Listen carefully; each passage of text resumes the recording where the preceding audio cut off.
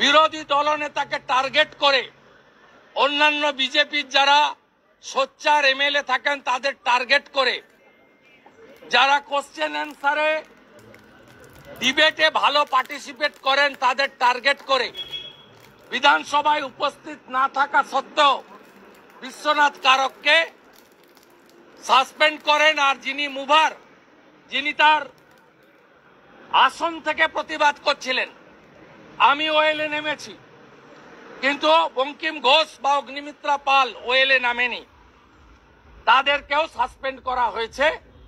এটা বিরোধী দলনেতা সহ বিজেপি এমএলএদের চতুর্থ suspension.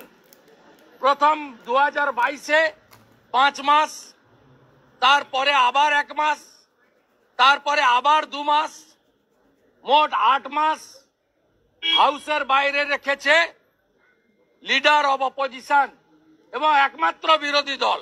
House belongs to opposition.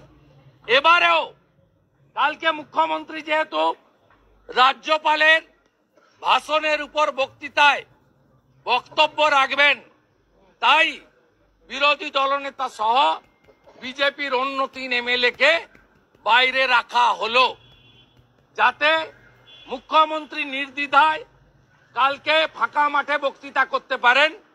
এবং আমি পূর্বাভাস আপনাদের বলে গেলাম, ফোরকাস্টিং করে গেলাম, কালকে মুখ্যমন্ত্রীর বক্তৃতা লাইভ স্ট্রিমিং হবে এবং উনি যত মিথ্যা কথা বলবেন তত বাংলার মানুষের থেকে বিচ্ছিন্ন হবেন।